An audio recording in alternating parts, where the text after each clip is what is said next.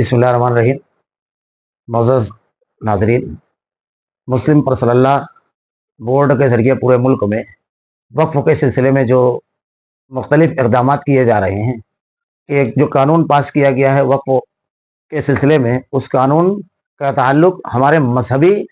اور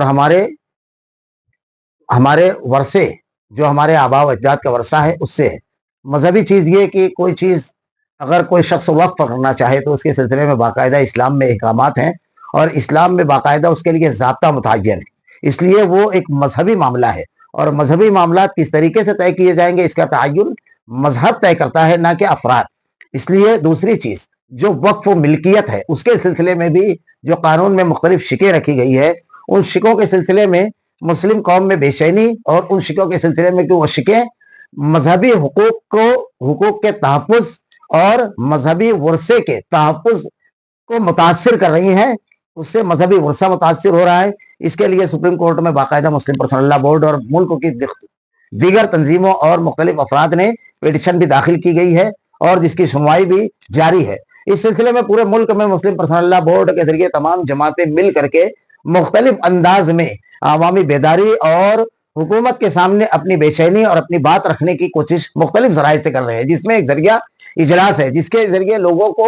اصل معاملے کی حقیقت اور اس کی تفصیلات کی۔ یہ مذہبی معاملہ ہے، اس سے ہمارے مذہب پر عمل متاثر ہوگا، اور ہندوستان کی جو آئین ہے اس کی دفعہ 26 اور 29 میں ہر شخص کو اپنے مذہب پر عمل کرنے، اس کا اعلان کرنے اور اس کے اظہار کرنے، اس کی دعوت دینے کا حق حاصل ہے۔ یہ حق کے خلاف ہے۔ اسی کی تفصیلات اور اسی کے سلسلے میں 2 پروگرام 28 اپریل بعد نماز مغرب معہد ملت گراؤنڈ پر خواتین کا، اور 29 اپریل بعد نماز مغرب مرد حضرات کا مالیگاؤں اسکول میں پروگرام رکھا گیا ہے، جس میں آل انڈیا مسلم پرسنل لا بورڈ کے صدر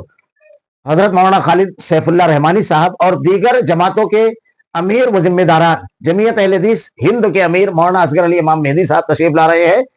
اس لیے اس پروگرام میں تمام لوگوں سے، تمام کے تمام مرد اور خواتین سے جمعیت اہل حدیث سے گزارش کرتی ہے کہ نہ صرف شریک ہو بلکہ اپنے متعلقین کے ساتھ اتنے شریک ہو تاکہ اپنی آپ کی موجودگی مسلم پرسنل لا بورڈ ہو، اور اس اہم مسئلے پر جدوجہد کرنے والے افراد کے لیے مورل سپورٹ ہو اور ملی بیداری اور دینی بیداری کا ثبوت۔ اس لیے پھر ایک مرتبہ گزارش ہے کہ کثیر تعداد میں شریک ہو کر کے اپنی ملی اور دینی بیداری کا ثبوت دے۔ اللہ رب العالمین دین کے دفاع اور ملت کے دفاع کے ہر مرحلے پر ہمیں دامے درمے قدمے سکھنے ہر حالت میں شریک ہونے اور ہر مرحلے پر اس کے سلسلے میں متحرک رہنے کی توفیق نصیب فرمائے۔ آخر دعوانا الحمدللہ رب العالمین۔